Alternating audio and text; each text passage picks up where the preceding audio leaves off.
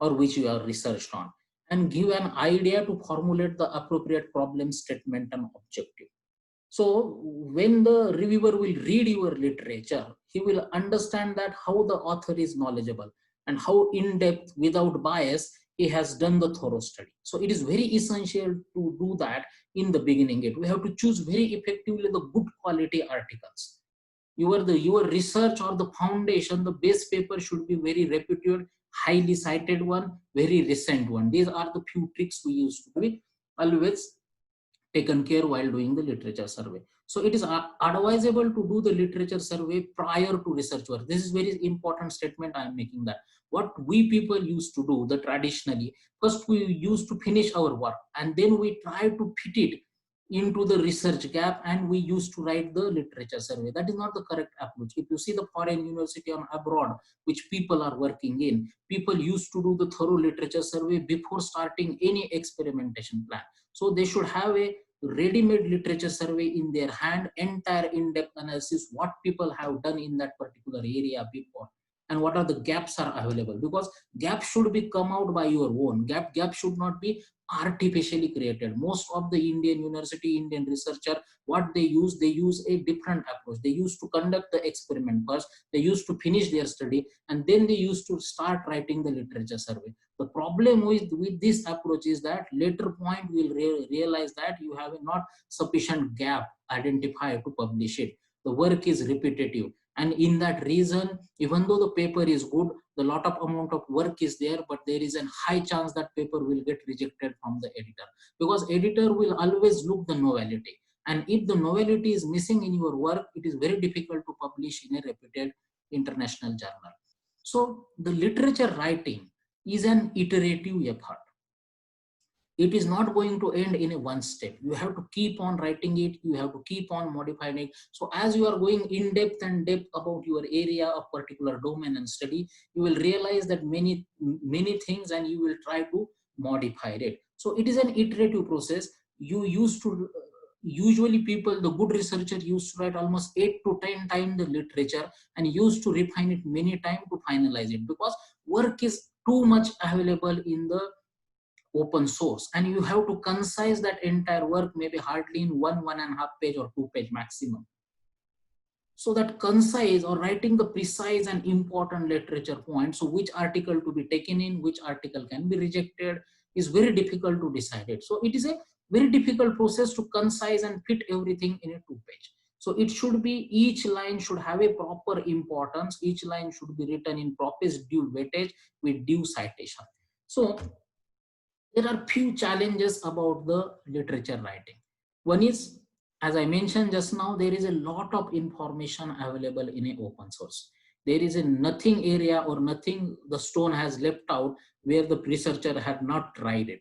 So that means that if you start searching any keyword, for example, my area, if you start searching metal forming or sheet metal forming, you will get thousands of papers in a Google or Google Scholar.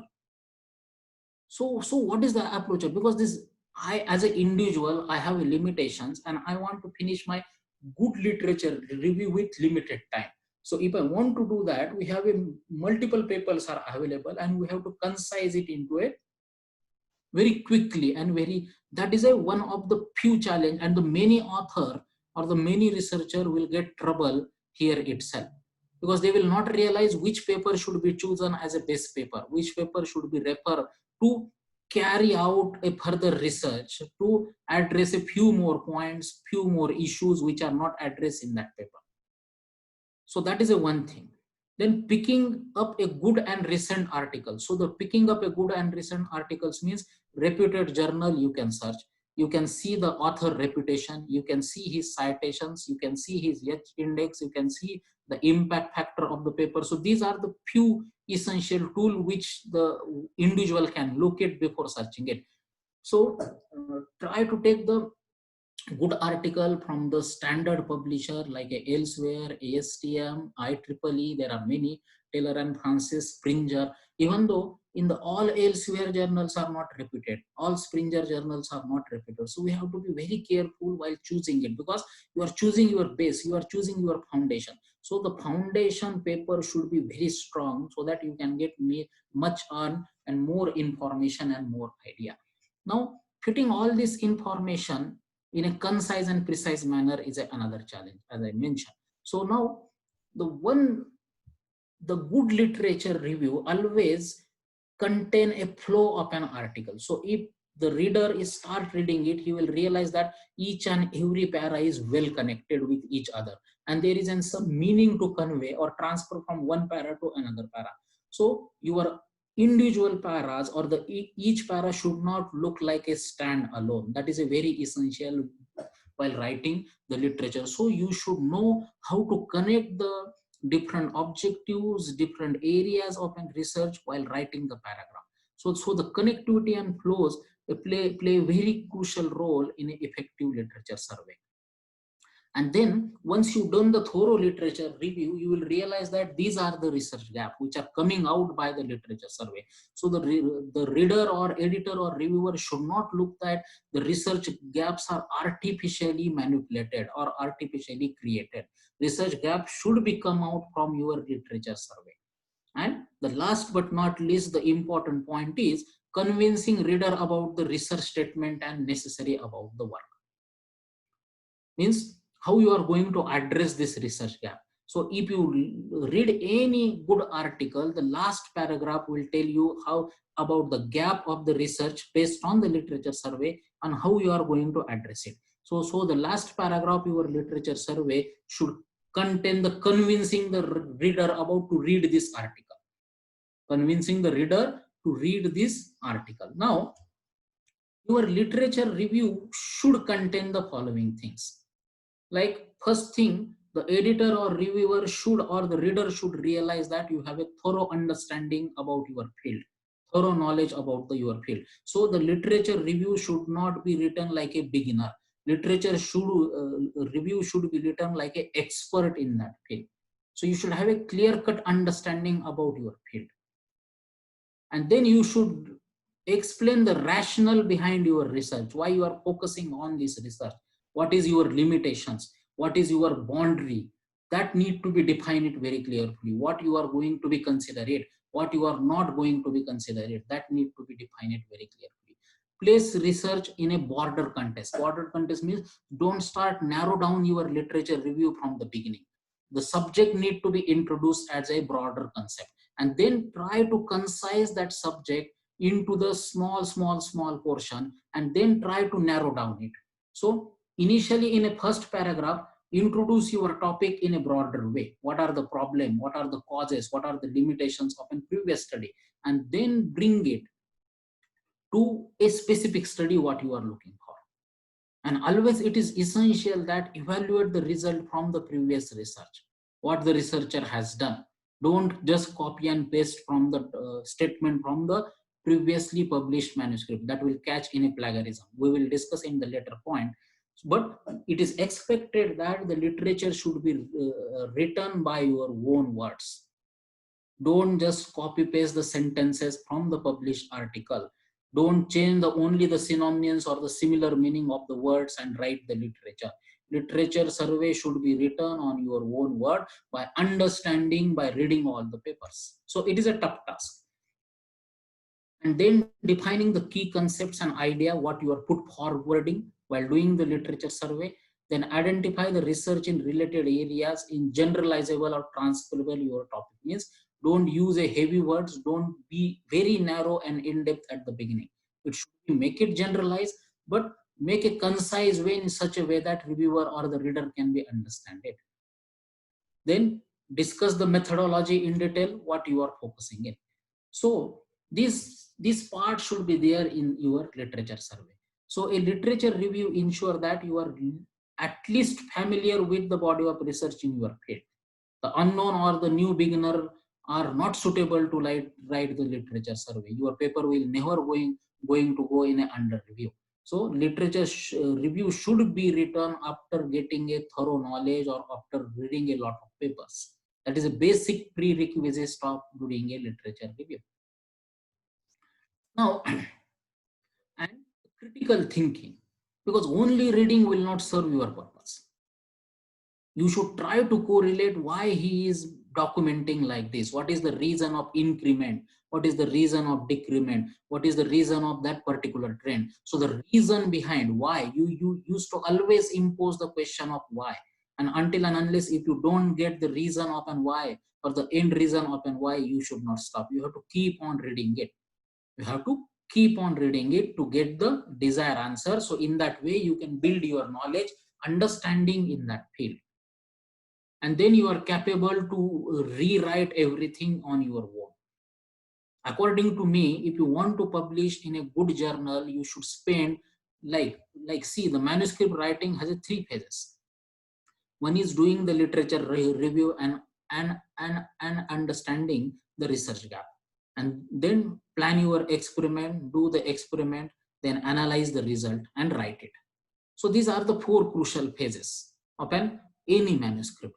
In that, according to me, the 40 to 50% time of a manuscript building will go in a literature review. So you know that how important this one and a half page of a literature review is there, because parallelly you can build your experiment, analyze it, and put it in your own word. But identifying the research gap, which will look like your work or manuscript is a novel, that is a very essential to go publish, make your study publishable. If you don't have put forward the novel idea, the novel work, then it is very difficult to publish in a reputed journal. So that is a very crucial, and that will get from the literature review.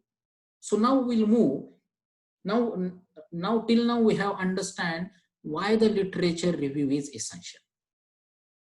Now we'll see how do you do this systematic review. Why I mention the word systematic? Because systematic means done in a proper way, procedural way.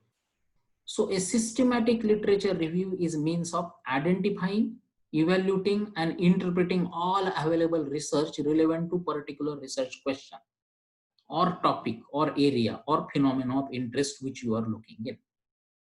So now first we have to identify, when you do the literature review, as I mentioned, you should know that what is your base paper. That plays a very crucial role. So here, according to the literature terminology, that base paper is called as a primary study. So you should know what is the primary systematic study is done related to that research question, related to that topic, and related to that what interest you are going to pursue your research. So how do you identify this primary study? So primary study means type your research area on a Google or Google Scholar, you will get the many papers. In that, see what are the papers are highly cited up. What are the papers, the facilities are available with you. What are the work you are going to look at. So if you narrow down your work, what work you are concise to, what facilities you are available at, and what you have planned. Based on that, choose the best paper which are having a higher citations, well reputed, by written by the author or the university or the institute, well published in a good journal, and well written. So this will act as a primary study. So why I am focusing more on primary study? Because we have to start reading this primary study. So primary study, each and every line of that paper, you need to read it very carefully. You need to understand it. So usually the paper used to be written in an abstract way. The writing a book is a different part, and writing a journal article is a different part. Book writing means you will systematically explain each and every step, how you get the equation, what formulas you use, and so on. But in a journal, many things are hidden. Means if you read the one article, you will not understand, maybe 30 or 40% you will understand what the author has done in that. But you will not get a clear-cut idea how he has done it, because purposefully the few things are hidden. The reason is the journal has to wrote in a 10 to 12 page.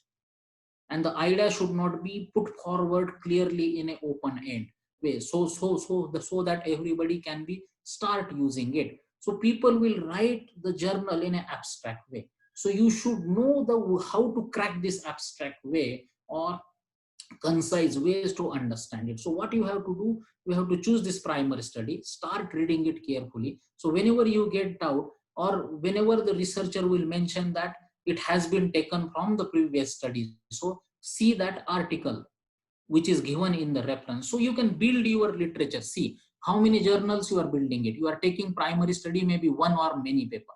Again, it is not necessary that the primary study should have only one paper. Primary study means the concise, a limitedly small number of papers which are referring to write or do some new work in that area. So primary study, few papers you are having. After reading that, you will get many questions. Some reference he has cited, that particular author has cited. So you have to go that reference so that it will become a tree or the branching of a tree. One primary paper, many references. Even though all references are not useful, but where you are getting doubt or you don't have a clarity, that paper you have to download it and read it. In that way, you are building your literature document or the number of an articles, and the saving these documents in a systematic way is also very important, because recalling is necessary. Whenever you will end up with entire of reading of all document and you are ready to start writing the literature, means you should not again search all these documents. You should save it in a proper folder. You should rename it proper folder. You have to make a abstract Excel file or Word file of an author name, title of an author, what the work it has done, and what is the solid conclusion has drawn.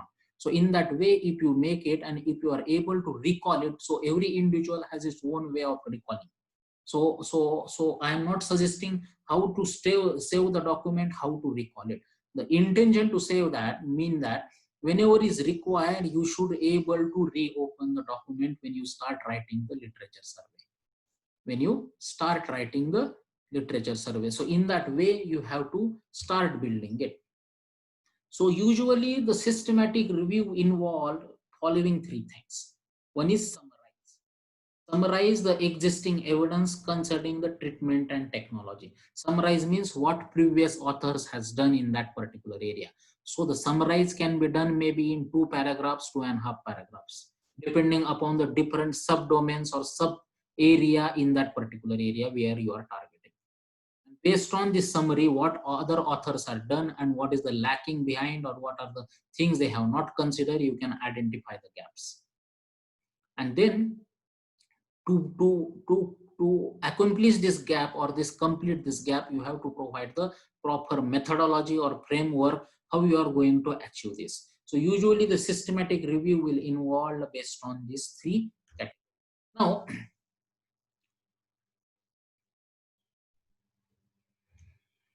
so the systematic review has 3 phases. How do you do this systematic review? What is the exact process of doing the systematic review? So the systematic review involved, first is planning the review, planning the literature survey. When some individual start his thesis work or PhD, that means he has to plan how he will do the literature survey. How he will do the literature survey. So how the planning will start?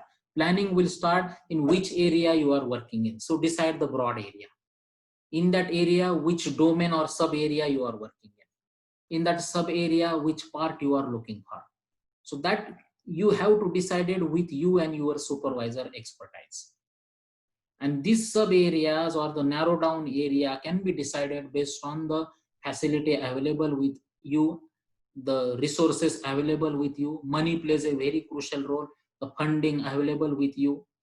So you or your institute may not is having all the equipment or instrumentation. So you should have the contact with the other agencies, other institute, their help. So you should have a firm understanding. So the writing a PhD proposal or writing a proposal for manuscript is called a planning review. In that we are proposing the methodology, we are understanding what is the area we are doing it, what are the resources are available. So once you concise that, then your work will become slightly easy, because in that concise area, you will start conducting the review. So how do you download the paper? If I type metal forming, I will give the thousands of papers in that.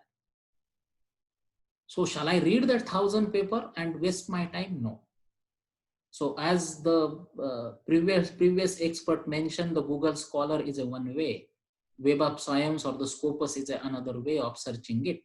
So usually it is called as a cited reference searching. And you should know the important keywords in your area. Keyword plays a very crucial role in searching. Searching should not be done by the title, big title, because Google usually used to throw the website based on the keywords, individual words. So what will happen if I type a lengthy sentence or the lengthy 3-4 words together, like sheet metal forming? So it has sheet metal forming, 3 words. So whenever any journal or article or website will replicate the sheet word, it will throw. It will replicate the metal forming, it will throw. Forming, it will throw. So like that, there is a n number of papers will come in front of you, which may or may not useful to you. So I will always suggest that before starting the review, the researcher should know the keywords of an reviewer, and I will recommend to use the single keyword as long as possible. And how do you get that keyword? Keyword should be get from the published paper in your area. So see the most cited paper, most reputed author, most cited or the reputed journal in that area. See how they are writing the keyword. Try to note down that keyword. Make the list of an keyword. And then try to search in the Google or Google Scholar or Web of Science or Scopus. There are many ways, or any kind of a search engine, this keyword. And then try to download the paper. The next thing is, after keyword, the next thing is people used to read the abstract first. Need not to read the entire paper. So your abstract should be written very well. Abstract should be in a flow. Abstract should reflect the outcome of an paper. Abstract should not write generalized way. The many Indian authors or researchers used to do the mistake that abstract should be written in very generalized way. Like this optimization technique has been used. This is not the correct way. You have to mention the outcome of the optimization technique, what outcome you are getting it. So usually you have to introduce your topic in first 2 line. Then usually you mention what experiment or methodology you use to it. And then you have to mention that how you pursue your research or manuscript and what is the outcome has come. So abstract should be in these mainly 4 sub areas. And your abstract should always reflect these keywords, because usually when you search, the title keywords will reflect in a search engine. So those people who will come first usually have that keyword in their title. So try to add the same keywords in your title. Try to add same keywords in a beginning of the sentences in an abstract, because that usually the search engine will search. And then this paper will become most citable, most downloadable. Obviously the work should have weightage, but apart from the work, these are the few tricks which can be helped to download it. And then start conducting the review. As I mentioned, identify the primary research paper. It may be one or few. Then thoroughly read it. Then identify what are the reference they have cited, which may require to read it to understand that paper. In that way, you have to build your model of an literature. And once you build your literature, there is again a question that how many papers can be read. So usually for the manuscript writing, the recent article, recent means there is again a question how much recent. It's depend on the area again. So if area is very saturated, you may get it even in 2019-20 also more than 100 papers. But if the research is novel and new, you may consider last 5-year papers. So usually the 30 to 40 papers are enough to read it carefully and understand that and find out the research gap and report the literature review for the manuscript. If you want to write the review article, which is the toughest one among all this, is required maybe to read more than 100 or 200. More pen to write the review article is to collect the literature review, write it on your own. This is a very painful process. It required to do a more number of an article study. So in that way, usually it has to do. So questions I feel we'll take it at the end. So you please note it down. The slide numbers are there. So the slide number you can note down if you want, or you can ask the generalized question also. So now, this is the 3 ways what we have mentioned it. Planning of review means you should know what area you are working or what questions you want to identify, the answer of that. Then develop the review protocol. Review protocol means what papers you are following it, last 5 year, 4 year, 3 year, 2 year, what kind of journals you are looking on, what kind of journals you are targeting in. And then conduct a review. In that, identify the relevant research, select a primary study, then assess the quality of paper you have downloaded it, extract the required data, synthesize the data, and then write a review report and validate it. So usually this is a systematic process which the researcher need to follow it while doing the literature review. Now, what are the checklists one can follow for reading a paper?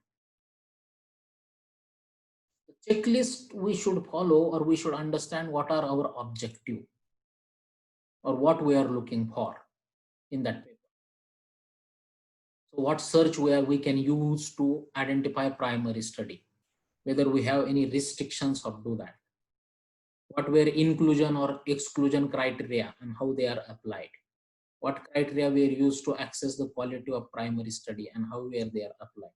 Where data are extracted from the where data are synthesized, where differences between the studies are investigated, where data are combined, what is the reasonable to combine the study, do the conclusion flow from the evidence. So these are the checklists. See, these are the questions you should note it down. So while starting the reading, if you start answering this question for yourself, you will get to know the clear-cut idea about the any paper. So at least my recommendation is try to implement this question for your primary papers. That will give you a many clear-cut idea what objectives in the primary paper are noted down, what are the restrictions they implement or constraint they have put while doing the primary study, what are the things they have include or exclude, the reason for inclusion, reason for exclusion, what are the criteria were used to study this primary study and how they are applied, how the data is collected, how experiments are done, how the data are extracted, how the data are synthesized it or analyzed it, what are the parameters they discuss it, what are the effect of different parameters and combinations they have studied, how they have plotted the tables, how they have plotted the graphs, and what conclusions they have made, whether these conclusions are relevant for the study is in proper flow or not. So these are the few questions. Somebody can ask many questions. Somebody can add more questions, somebody can eliminate this question, but this is really a helpful checklist to read a quality paper, So now, as I mentioned, there are a lot of sources are available.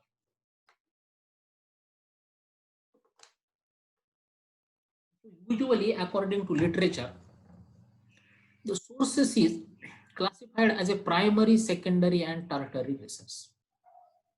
So if you see, if you go in this way, the difficulty level will increase for publication.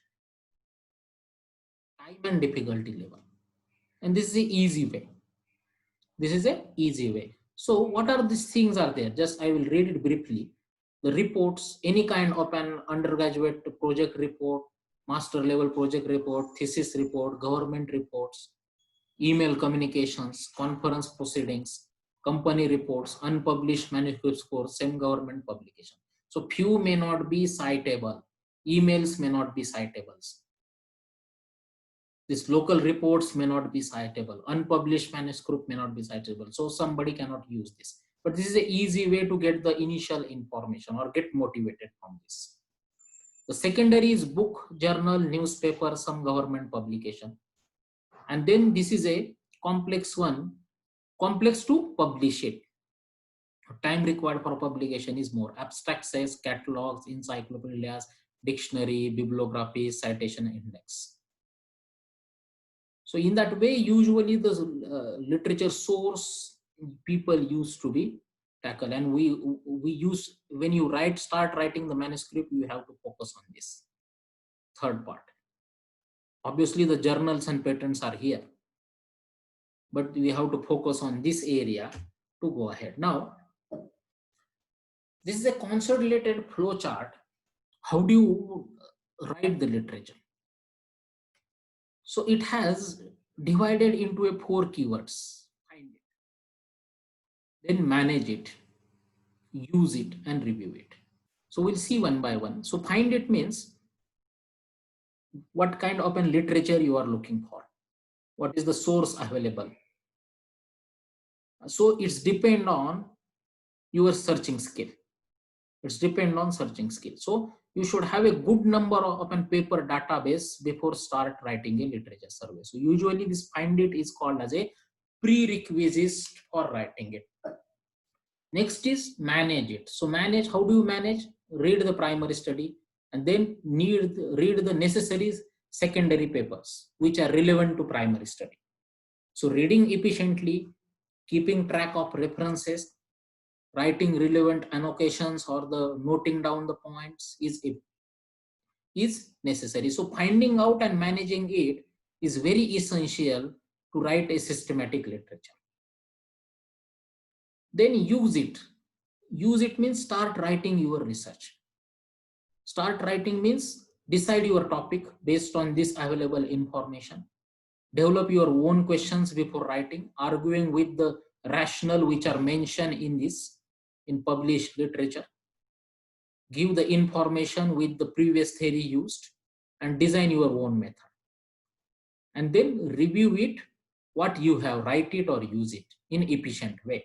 So this is usually an iterative process. You have to continuously iterate from find it to review it to get your literature effectively. So one technique, as I mentioned, we are reading many papers. But when you start sitting for writing a literature review, you will end up with trouble. Because reading a mini paper also a trouble. You will bombard with lot of informations available in the paper. You will get confused. Where to start, where to end? Because finally everything you have to concise in 1.5 page or 2 page. That is a big challenge. So what the effective researcher used to do, they used to use having different kinds of a tool, which will give you a overall picture in 1 page. And then based on that, start writing on your own. If you know, the effective literature can be handwritten. Usually people used to handwrote all these notes. And then they used to summarize and compile in a soft copy. So the best effective tool, which I used to refer also when I used to do my literature review, is a mind map. Mind map is a very essential and the good technique to represent whatever you are reading is in a graphical way, in a concise manner. Nowadays, if you realize that many journals are arcing a graphical abstract, because graphics will catch a reader attention quickly compared with the reading text. That is the intention. So mind map is like this. For example, if you are doing some literature review for particular topics, so while reading it, you will start identify the key points or important points, which may you study in your research topic. So that key points need to be written somewhere. Then obviously this key point is driven with many sub points that need to be written here. Here again, key points, sub points. So this can become a graphical representation. So if you have this with you, then while writing it, you will realize that where to focus it. The flow will also come properly and iteration can be minimized and the literature review can become very effective. So this I have taken from the literature. Few important mind maps are mentioned here. So the literature review they have done for this paper, the need for the teaching program to be culturally responsive. It is published in this article, this author details. So how they have distinguished, see, the study abroad program, US program, and because it is done in the United States, so they have the home country as a US and abroad program as a other than US. And then again, they have divided into a sub area like attitudes towards the study abroad. This paper, see the details of paper are mentioned here. Personal insights of perceived teachers. These papers are there related to that. Then attitude towards the study abroad has again few papers. Predominantly English speaking culture, few papers. Need for further study non-English speaking culture, few papers. Then US programs, personal insights of perceived teachers, this paper. Again few papers. So you are making a tree. You are arranging your literature starting from the primary study. One key point, what are the authors done in that key point? Another key point, what are the authors are done in that? Another key point. So like that, you can graphically put your literature in one paper. If you are able to succeed that, you can able to see the overall picture of your manuscript very effectively. And then writing become easy for you also. Writing on your own words become easy if you have such kind of an concise information with you. So I will recommend you for every manuscript, it is preferably use mind map technique. Preferably use the mind map technique to write it. There are variety of way you can do the mind map. This is a circular design. This is a circular design of a same representation. So every individual can use its own design. This is a tree fashion design. This is a circular design, and this don't have a systematic process. Let us say if I want to start my PhD, what things are required? What are the factors I am looking for? These are mentioned in that. So mostly the mind map technique is used in industry very extensively to resolve the issue when the discussion is, because let us say if you want to do the brainstorming session, so the leader has to control the session as well as he has to note it down whatever the points are coming out from the session. So if he start busying with the noting down the point, he may lose the track of a discussion. The discussion may sidetrack it.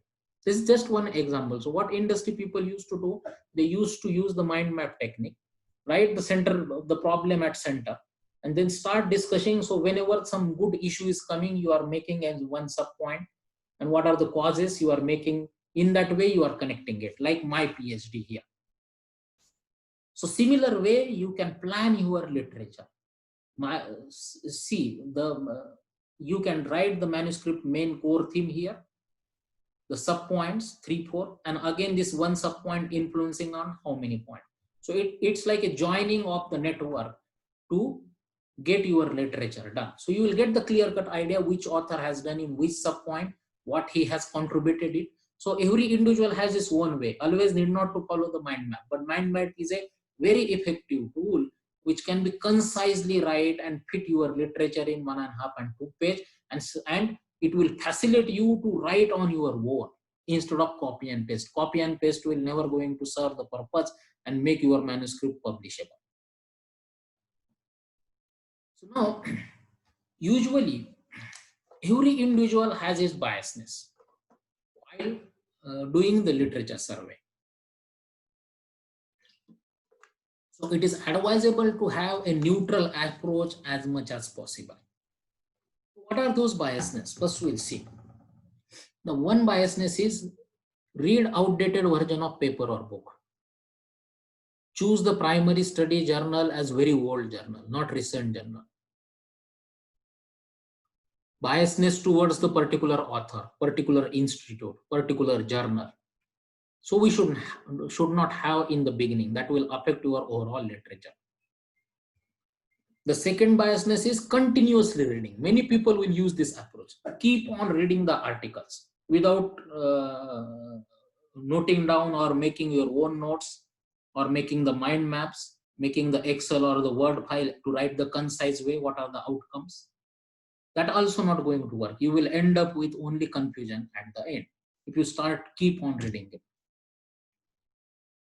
Read unlinked papers. Unlinked papers means read this one paper from the Google Scholar, left that paper. Read another paper from the Google Scholar, left that paper. So there is no any connectivity between this, because this paper will tell something, that paper will discuss some other issue. So connectivity will come only when you decide the primary study or primary paper. And then see the references of that paper, read that paper. Again, that particular paper is having many good references. So in that tree will become, and that is well connected. So it is an individual responsibility to have a well-connected tree to read it and know where to stop yourself while reading it, because otherwise the knowledge and papers are unlimited. Read before planning. This is a very essential. Read before planning means don't complete your entire work and then come and start writing the manuscript. That most of us will do that. That is not going to serve. So in what will happen in that, we'll realize that we are not getting the gaps at the end to write it. And means novelty will get affected. The gaps will only get when you read it before, understand thorough gaps, then see the experimentation facility available, get that one, do the experiment, analyze the data, and then write it. So this process has to be continuous. This process has to be, because big challenge is the literature is keep on adding in a database. Literature is keep on adding in a database. Then start reading with only few resources. Like instead of going in a Google Scholar, few authors will go to the particular journal website and see that only. See particular journal only. Language biases, only use the Indian author papers. So this kind of biases we should avoid it. Publication biases, read everything, that is also a confusing. So these biases we should avoid it to write a effective literature review. So now, reviewing the literature review. As I mentioned, the main challenge of writing a review of literature is the huge amount of data is available in an open source. So with so much information available, searching and locating a good literature on your topic can be a very challenging. So few steps will be provide a sense of how researcher process in reviewing way. Like first is identify the key terms to use in a search open literature, means keyword. Locate the literature about topic by consulting several type of materials and database, including those available in academic library and internet. Critically evaluate and select the literature for your review. Organize the literature you have select by abstracting or taking notes or drawing a mind map. Write a literature review that reports summarize of the literature for inclusion in your research report. So as I mentioned, the keyword plays a very crucial role.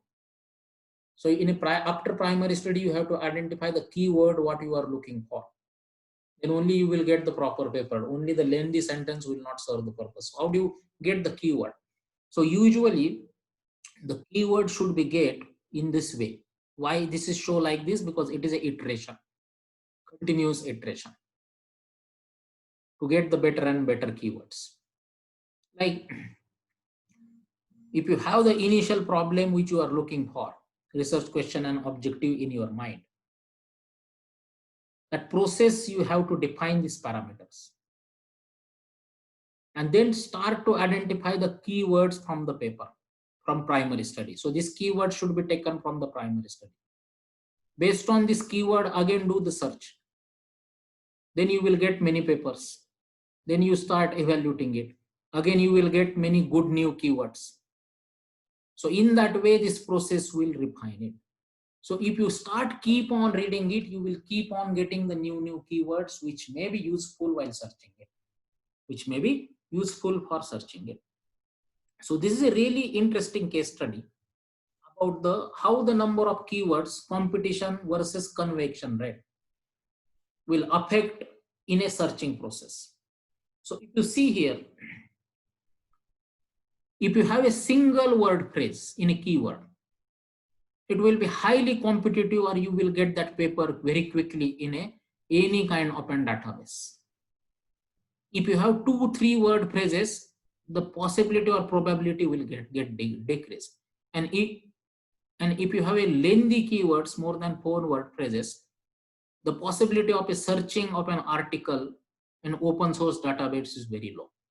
So if you see, the good article should have a single keyword or the less length keyword, not very lengthy.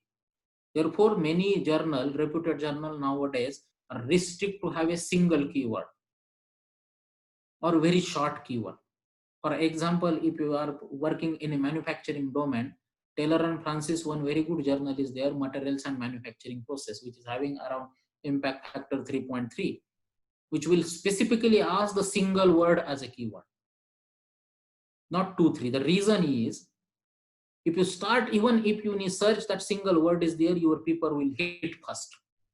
And obviously the reader will download it, reader will read it, reader will cite it. And that will increase the journal citations, impact factor, and many things. This is taken from the internet. It's like influence of keyword length on searching. See, 1-word queries, 21.7%, 2-word queries, 3-word queries. So 1 and 2-word queries are having a maximum search effect. Compare with 3, 4, 5, and 6 words. So that is the key of getting a good literature article. So you should have a single keywords or the smaller keywords of having 2 or 3 words. So how do you improve this readership? Readership improving means by using these keywords. So usually when you search this keyword or type something, appearing at the top of the list in search results and having a useful description of your work greatly improve the likelihood that reader will find and download your document, obviously. So the abstract should include the keywords. So it is very essential that when you write your abstract, whatever the keywords you are writing for the manuscript should be included in that abstract as many times as possible.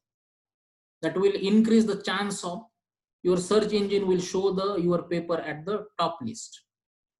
It is especially valuable to modify and reuse the word that appear in the document's title and full text to improve the article rank when readers search these words. The first sentence, again, after this keyword or using of the keyword in a title and abstract, the next thing is first sentence of the abstract is all that is likely to be displayed in a search engine page. So the first sentence of an abstract plays a very crucial role. It should specifically target what you are studying for, what you are looking for.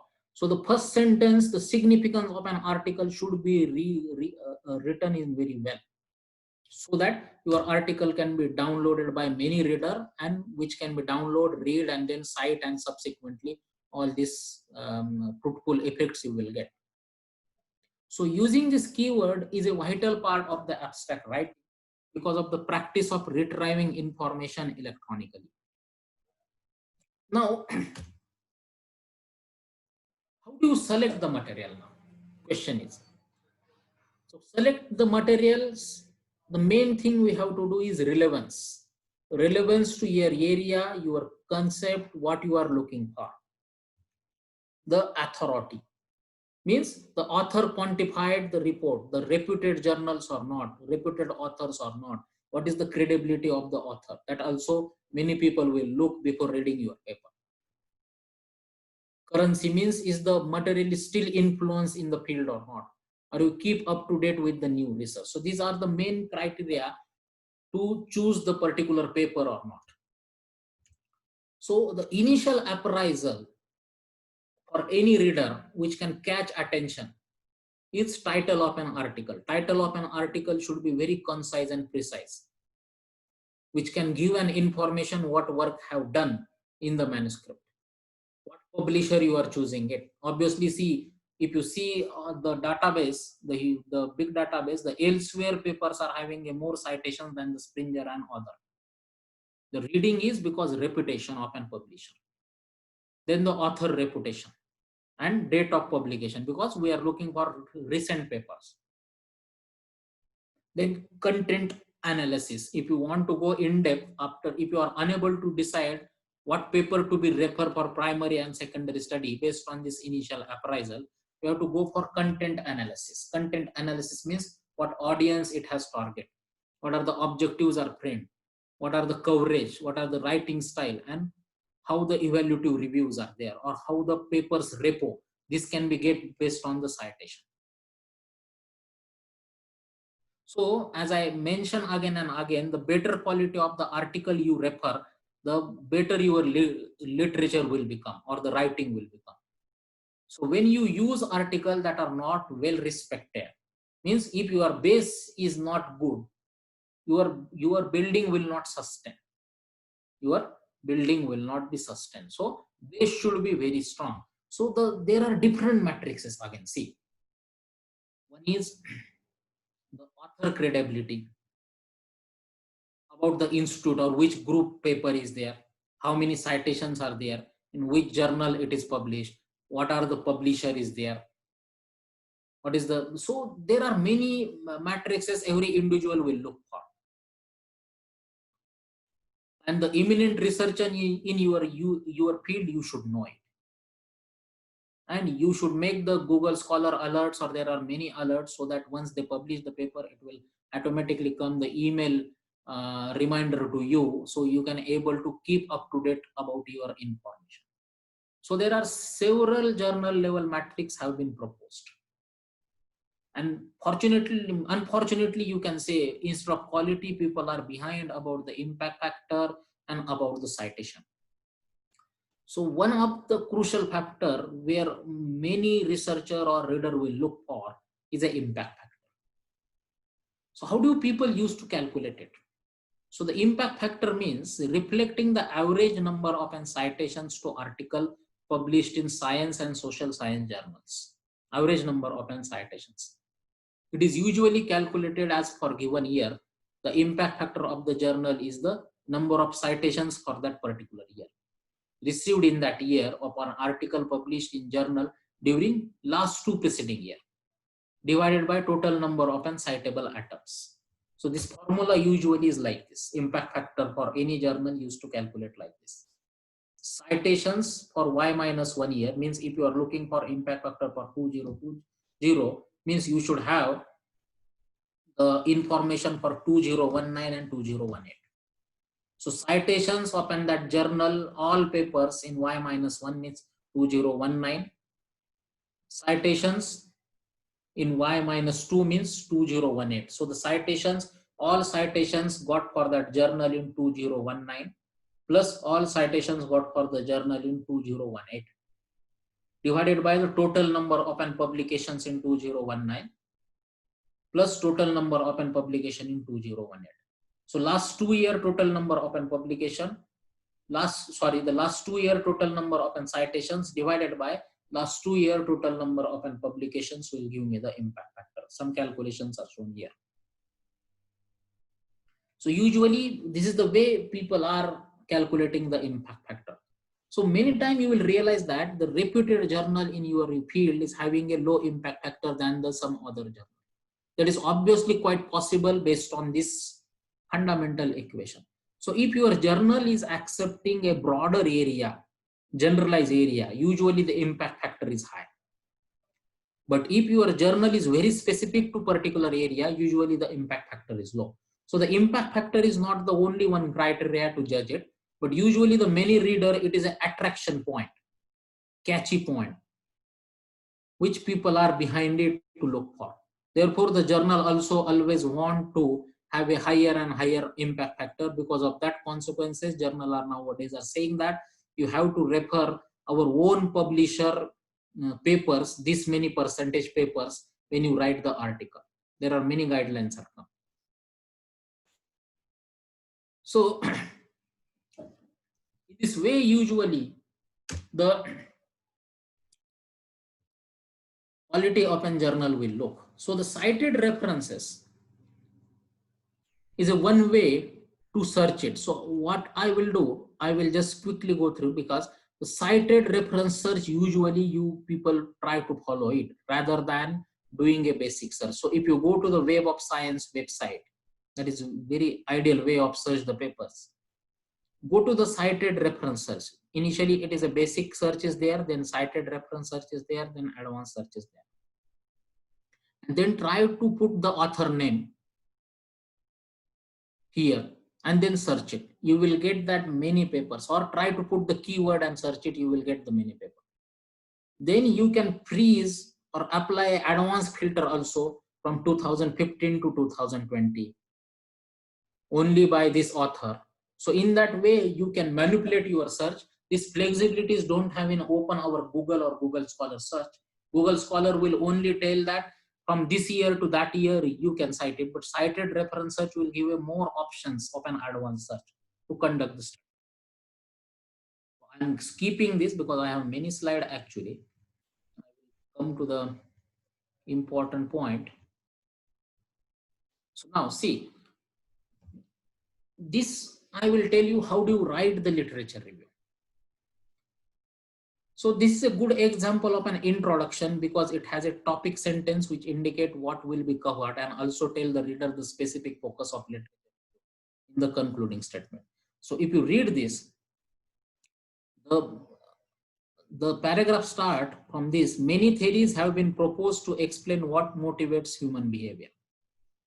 Although the literature covers a wide variety of such theories, this review will focus on 5 major themes which emerge repeatedly throughout the literature review. Means this is the scope of an work we are identifying it, topic sentence. And if you read the last line, although the literature presents these themes in a variety of contexts, this paper will primarily focus on their application to self-motivation. This is a concluding statement. So in that way, your last paragraph, which plays a very crucial role. When you submit the paper, editor or who is the expertise in your area used to look the last para of an literature very carefully, whether the scope or topic has been identified properly, what is the research gap and what they have focused it. So the 5 main themes they are working on and concluding remarks they have focused it here. So a paragraph is a group of connected sentences which can be written very well, that develop a single point or argument or idea. So if you are changing your idea or thought, you have to change the paragraph. Paragraph need to be linked to other paragraphs so that themes, arguments or ideas develop are part of a coherent as a whole literature survey. It should not be as a bit and byte. So any paragraph of your literature survey should include these 3 points. One is a main statement, idea that you are putting forward. The another is evidence from the research to support, or either it is in supporting way or disagreeing way, both.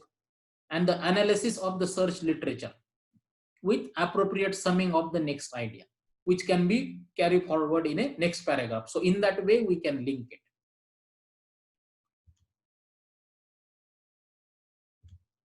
So this is another example which I have put it for you. So please go through it here. Then one thing purposefully I put this topic here, works for referring. Why? Because especially the Indian literature, we are usually having a different native mother tongue. So it is challenge for us to communicate effectively in form of an English compared with the abroad researcher or foreign researcher. That is our main drawback. So what we used to do, we used to have always when you write the literature survey, we used to repeat always the same verbs. It is mentioned, it is reported, it is suggested, it is stated that, it is observed that. That will affect the overall quality of an literature. So it is advised always that to use the variety of verbs when you write the literature review. For example, the verbs are mentioned and sentences are mentioned here. Suggest that, argue that, contain that, outline, focuses on, define, concluded that, and many more. Maintains that, found that, promote that, established by, assert that, shows that, claims that, report that, mention that, address that. Only few I have mentioned here. Here there are many. So you always, any individual can take care that when you write your literature review, you should have a variety of verbs with you. Don't repeat the same and same again. That will decrease the quality. And the final checklist for the literature review, when you're done with your literature review, you should check this. Have you stated a reason for doing the literature review in your literature review? Have you stated with reasonable boundaries, means what is your limitations or what is your scope of conducting or doing the study? Why did you include the sum of the literature and exclude others? Have you emphasized the recent developments? Means always the editor will check or editorial office how the references are cited. It is not old or it should be recent one always. Are your source are credible? Is the literature you have selected irrelevant or not?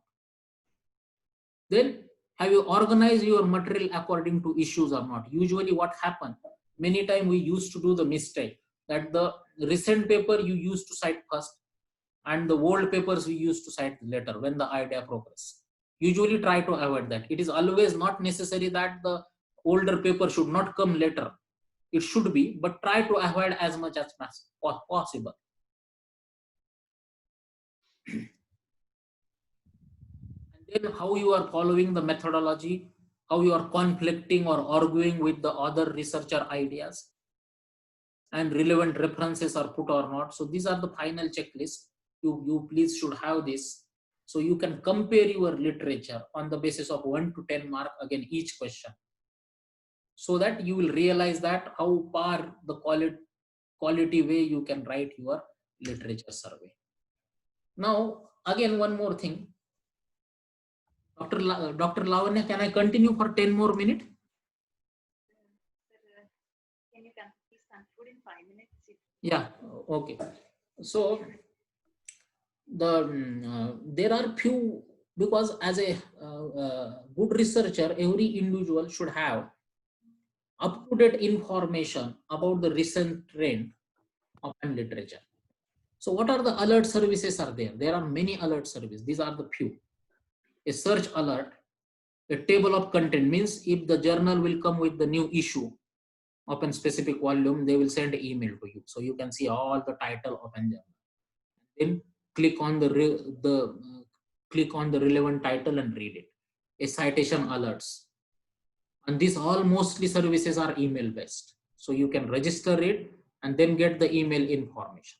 So overall summary of an literature review is, I have tried to note it down here, like identifying a topic of interest and spend time in identifying the keywords. That is very essential.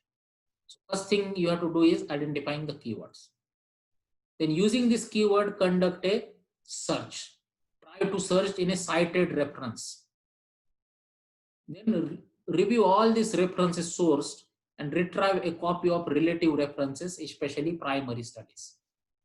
Then read all this primary study and then find it out the secondary study. And then organize your materials in preparation. As I mentioned, for manuscript, 30-35 references are enough. If you are doing some new novel work, if you are reporting it. If you are doing review paper, it may require more. If you are doing your PhD thesis literature, it may require again more. So depend on the scope, you have to restrict yourself. Otherwise, you will end up with the confusion only by reading more and more articles. Again, the last but not least, the important point is plagiarism. Plagiarism is a serious crime nowadays. So you should not supposed to copy and paste any line, sentence from the published article directly without acknowledging him. Even though, so it is always recommended that write on your own word. Don't copy and paste from the article, not a single line. And even if you write on your own word, you have to give the due weightage or the acknowledgement for the particular individual who has put forward that idea. So there are many softwares are available against the plagiarism. You can use it. So I was just listening the previous expert talk about the plagiarism. So he has rightly said there are many softwares are available. Like we are using in BITS Turnitin. Turnitin is a reputed one. There are many again. So as somebody rightly pointed out, the every software will have a different plagiarism or similarity index. Reason is the database they have covered. The reason is the database they have covered. So usually the reputed or the commercial softwares are advisable to use it to avoid the rejection of a manuscript. Rejections of a manuscript. As I mentioned, how to avoid the plagiarism means understand the contents. Do not copy paste the text exactly from the reference paper. Instead, reset the idea in your own words. Understand the ideas of reference source well in order to pre-phrase it correctly.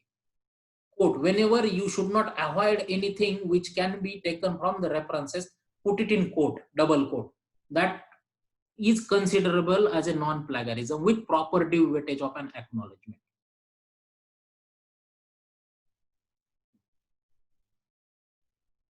So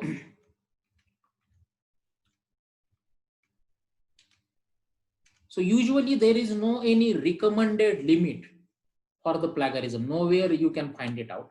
But nowadays the journals are very strict, and few journals, they are asking very less plagiarism, which is very challenging to write it. For example, recently one of my paper has published in Materials and Manufacturing Processes. So their plagiarism similarity index are less than 5%. You can imagine. Means it is a really big challenge to write something which are having a plagiarism less than 5%. Even your names, your title, your everything will come in a plagiarism. But still we have to manage less than 5% to publish in a good article.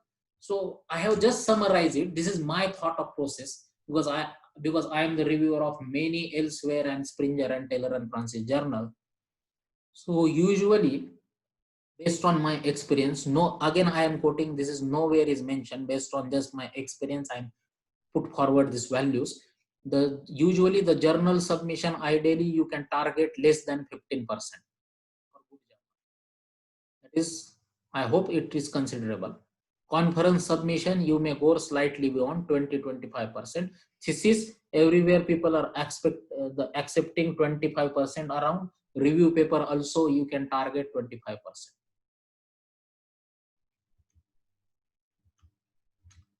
So I am skipping these few remaining points, which you please look at. So few points which are mentioned, how do you write the research gap? The second few points I have mentioned, how do you concise on a title of a manuscript, graphical abstract, how do you write the research highlights, and then cover letter. These are not the part of a literature review, but I thought this information you should have, because this also plays a very crucial role in accepting it. So what I'm doing, I am sharing these slides with Dr. Lavanya, Dr. Lavanya, so she may share with all the participants. Yes, sir, definitely. Yeah. So few points I'm not covering it. Purposefully, I used to give this presentation to the other seminar as a workshop also. So I have kept that itself. So we have our focus is our literature. So I have covered up to the literature. The other part, like how do you write the research gaps and title of manuscript, graphical abstract, research highlights, and how do you write the cover letter, because cover letter is a selling point for the editor. Cover letter plays a very crucial role to go the manuscript under review. And then sometime journal will ask the favorable reviewers or suggested potential reviewer. So how do you suggest that? Do's and don't for suggesting the reviewers. So just I will cover the overall summary in 2 minutes. So the systematic literature reviews plays a very crucial role to make overall manuscript interesting to read and understand the research approach. The overall manuscript quality will enhance substantially, and acceptance rates also will improve if you have a proper literature review. In overall, good manuscript required following important point: good and effective cover letter, concise and precise and catchy title, catchy words should be there, brief and effective abstract, catchy short keywords, systematic literature review, detailed explanation of method or approach of conducting a research. Then next is elaborate discussion of finding with proper support or contraction or contradicting from the previous study. Always it's may not necessary that your results are positive than the previous study. Sometimes your results are negative, also accepted, but you should convince. Specific and measurable outcome or conclusions. Future work ideas. This is very essential. Future work ideas need to be right after conclusion in a 1 or 2 sentence. And then appropriate and effective references. So in that way, you can make your manuscript publishable in a good journal. So that's it from my side. Thank you very much for patiently listening me. So if you have any question, you may ask now. Yes, sir. Thank you, sir. Thank you very much for the informative session. Now we'll take some questions, sir.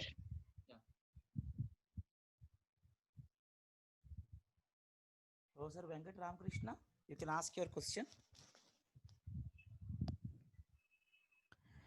Professor Venkat Ramakrishna. Please speak.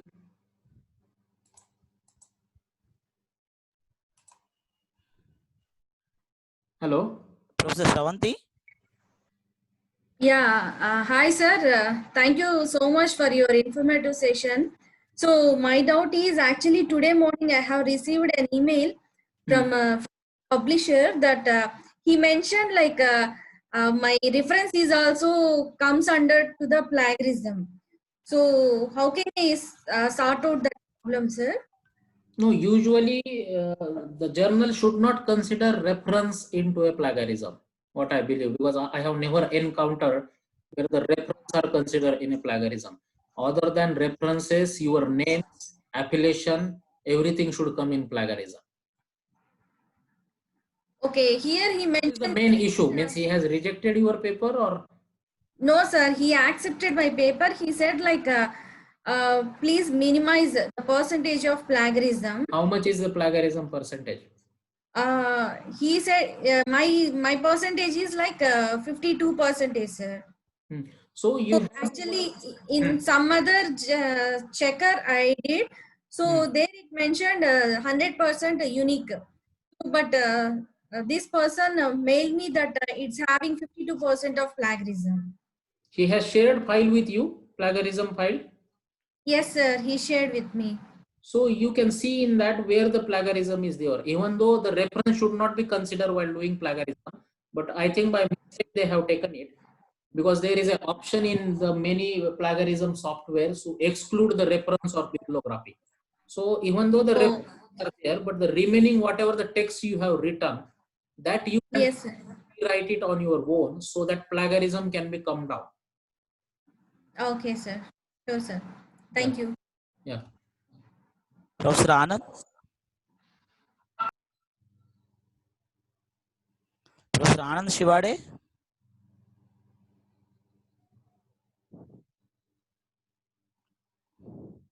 Hello, sir. Yeah. Hello. My question is related to indexing. Is there a difference between SCI journal and SCI expanded journal?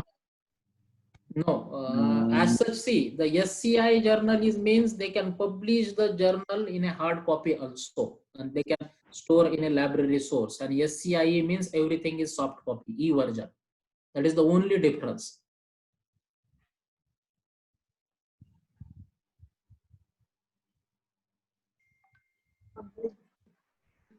Professor Kumar Swami. Sir, good afternoon, sir. Good afternoon. Sir, literature, how can we have to select either and based on title or objectives? Can you repeat the question? So, on which basis we have to select the literature? Either on title of the paper or objectives of the paper.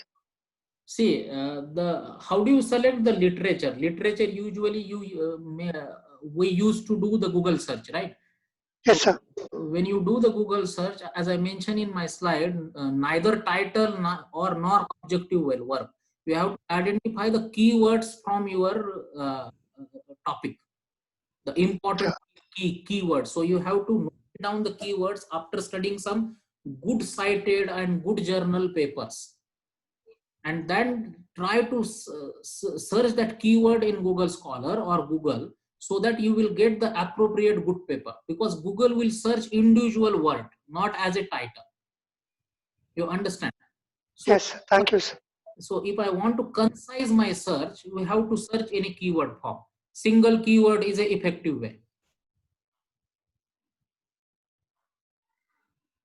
So shall we go to the next question? Yeah. Professor Vinay Kumar. Sir, good afternoon, sir. Good afternoon. Sir, my question is how it is, what is the possibility of getting the self-citation, sir, or self-citation papers in the literature reviews? Your voice is low. Can you? Yes, sir. Huh. How can we go? Yes, sir. How can we go for the self-citation, sir, for the literature review? I mean, if our paper is there and if you want to cite our own paper, how it is possible to give in the literature reviews? No, you can certainly cite your own paper, Sir, the previous work. okay. That is no any issue. You can do it, but only the relevant paper can be cited. It's not like that your own previous work and something other thing are there, and what you say that we are force putting in your literature. Okay, sir. Thank you, sir. Professor Sandhya Rani. Sandhya Rani.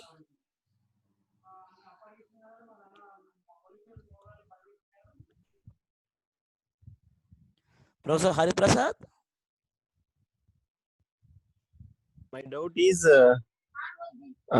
plagiarism includes block diagram and circuit diagrams also, sir. See, everything you are taken from the literature is included in the plagiarism. Even the circuit diagram, block diagram also, sir. Yeah, block diagram also. So it is not advisable to use it as it is in your paper. You can modify the diagram and you can use it. Okay. Sir, one more, sir. We are in every paper we are using figure number 1, table number 1 like that, sir. If you are using that names, that is also included in plagiarism, sir. Yeah, that's true. But the percentage of plagiarism will not shoot by that. You know, figure number 1, table number 1, that maybe hardly will total sum up to count maybe less than 1%. Okay, sure. Right. Thank you, sir. Thank you. Yes. Dr. Praveena. Dr. Praveena, are you there? Professor Rangarao. Yeah, good afternoon, sir. I am Rangarao from Saint Martin Engineering College. Good afternoon. That mind mapping is very good example you have given, sir. And one more thing, is there any free journal is available for Taylor and Francis? For what? Which area? Because there are many. Management and mechanical engineering, sir. I'm not sure. Free means? Free means open access, sir. Open access, sir. See, every journal has open access policy if you pay the money. Okay, sir. And if you don't pay the money, they used to publish like a traditional approach, like a option. Okay. And now one more thing I would like to mention, that now the world is moving towards the open access. You may find after maybe 10 years, all journals are open access. Okay. And one more question, sir. Why India is not having that much of expertise, just like Taylor and Francis or Springer or elsewhere? Why you are not that much expertise is not there? Expertise in what? Expertise of publishing the papers, just like a repetition of the elsewhere, or when you are telling that we are always referring Taylor and Francis. Yes. Publication of paper is an art actually, and what is the main issue with our Indian researcher is we used to like to work alone. So if you see the abroad culture, like 5-6 researchers from the different expertise, they will come together and they will work together, and that's why the number of papers will increase. Here the effective collaboration is one issue. And if you do the effective collaboration, obviously you can publish the more articles here also. Okay, thank you, sir. Yeah. So thank you, sir, for your answers for the questions from the participants. Yeah. Dear participants, it's a time to poll question. Nitin sir, you can stop your sharing the screen. Okay. All participants are requested to participate in the poll question.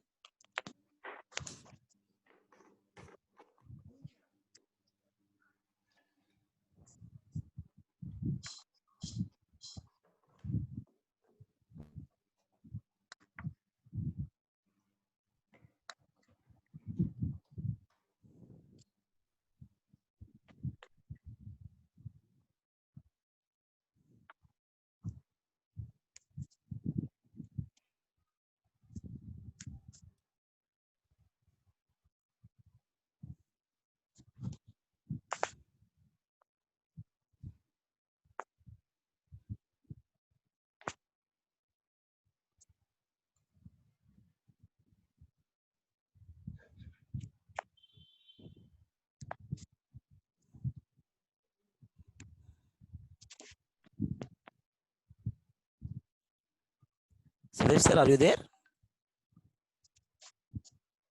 I'm there, Gopal Garu. Can you make some comment after this poll on this question? Yeah, I will do that. Thank you.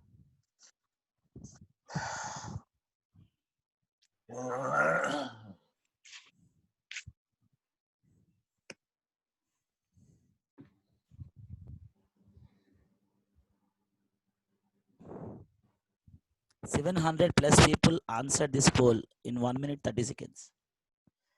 Huge response.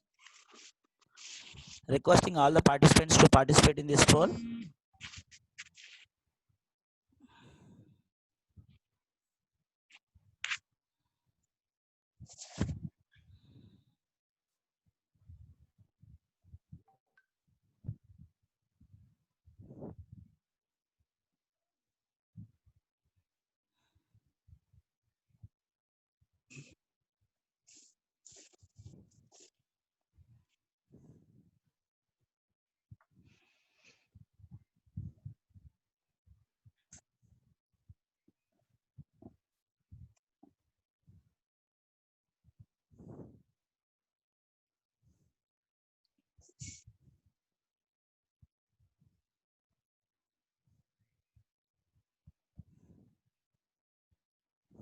Nitin sir, can you please share your PPT to me after this session? Yeah, sure.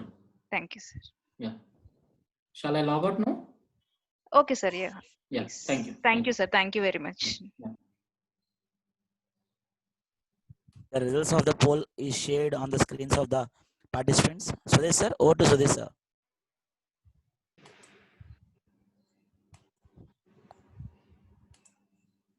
Yeah, related to the, for example, research and consultancy, I will be quite open to all of you. Getting the fund is easy, and for private institution, getting the consultancy fund, it's quite difficult. Unless until you have some reputation to the company. For example, Dr. Fanindra is of GRIT.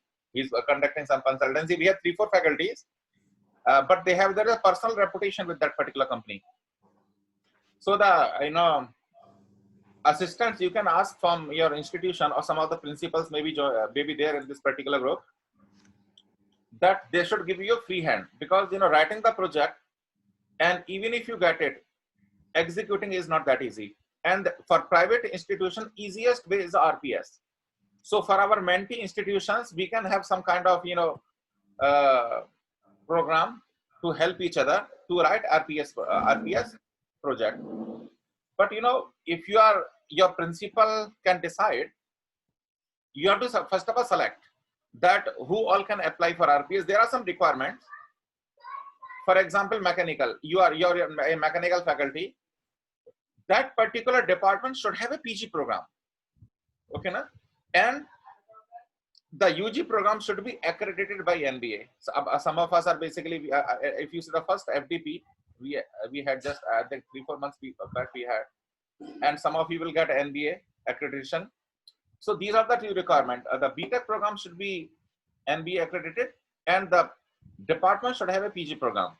Then if you identify the departments and the people, we will help you out to write RPS. Because in this coronavirus, pandemic situation, RPS is the only project you can get. DST, it's very difficult to get the project now, especially for 1 year. So focus on RPS. And of course, we are all of us are there from GRIT to help you out. That is one thing. And the second announcement I would like to make with all of you is, some of you are coming only for this poll and all that, so that attendances are recorded and all that. See, it is because I can see the whole track, actually, who is joining when and who is leaving when. So it's not a good practice. We are working very hard. Approximately 672 people heard completely the first and the second session. And some of us are coming directly for, the poll. See, certificate is not a problem. We have to give up this mentality that we have to give certificate. Certificate anyway, we can get it. First off, we have to learn. The purpose of this program is basically, I want to genuinely help our, Telangana and Andhra faculties to write papers. And unless until you observe these things, it is very difficult to, implement all these things. Certificate, I'm not worried about. For example, when I teach in the class, I don't take attendance. I also don't take care about the feedback. We have to see the genuineness basically of the audience. So please try to follow this form.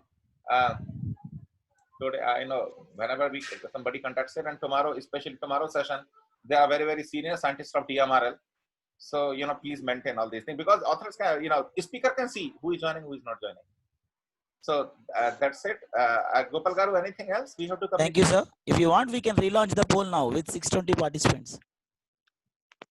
No, I think that tomorrow I will, what I will do, I will lock the meeting now. The moment Dr. A.K. Singh logs in or Dr. T. Nandi logs in, after 5 minutes, I will lock the participant, and nobody can log in after that. Okay, na? Thank you, sir. Thank you very much. Thank you very much. So we will close it now. Thanks to all the yes, sir. Please. Thanks to all the participants for joining today's sessions. Yes, sir. Feedback has been given in the chat box and in the Sir, groups just also, sir. give a minute, sir. They need to copy the link of feedback.